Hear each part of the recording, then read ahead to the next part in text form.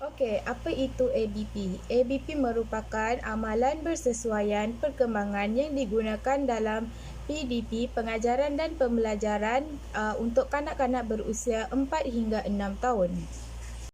ABP juga merupakan sebuah kaedah pengajaran dan pembelajaran yang bersesuaian dengan umur, minat, kebolehan serta perkembangan seorang kanak-kanak. ABP telah diperkenalkan oleh NESI pada 20 tahun yang lalu. Menurut falsafah, ABP merupakan sebuah perancangan kokurikulum pendidikan awal kanak-kanak. ABP mempunyai kelebihan dan kebaikan tersendiri. Antaranya ialah dapat memberi pengalaman yang luar biasa kepada kanak-kanak ketika berada di sekolah, dapat meningkatkan kebolehan dan kemahiran kanak-kanak.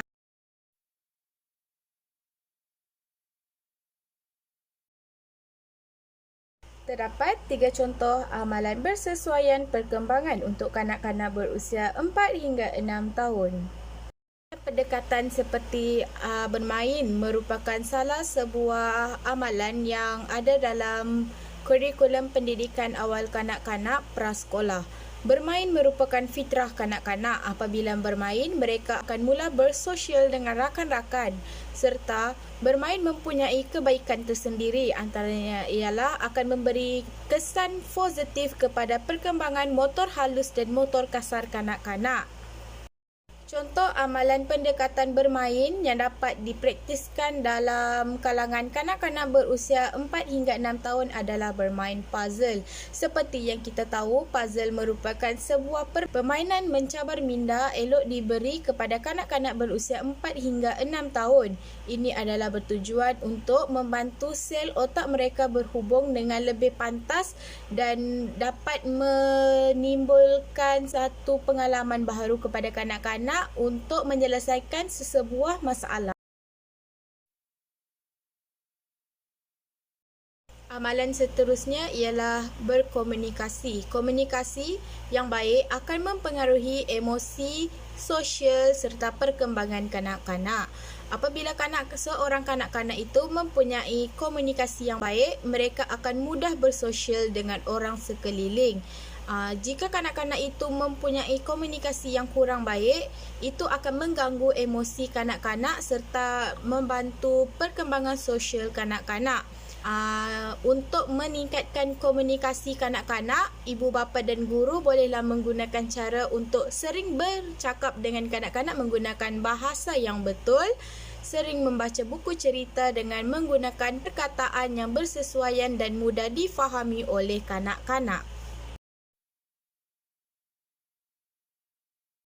Amalan bersesuaian seterusnya ialah amalan melakukan aktiviti yang mencabar kemahiran kanak-kanak.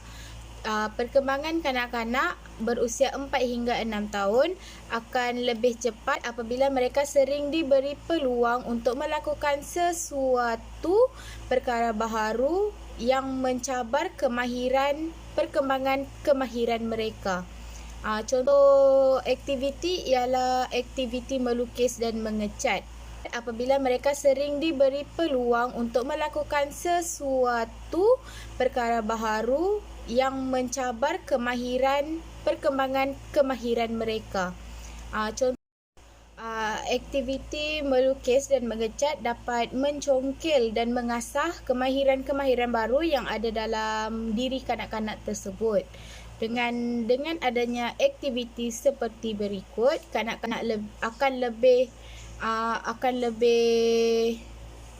lebih terdedah dengan kemahiran-kemahiran baru serta dapat menimbulkan pengalaman yang baharu dalam kehidupan seharian mereka selaras dengan perkembangan amalan bersesuaian untuk kanak-kanak berusia 4 hingga 6 tahun.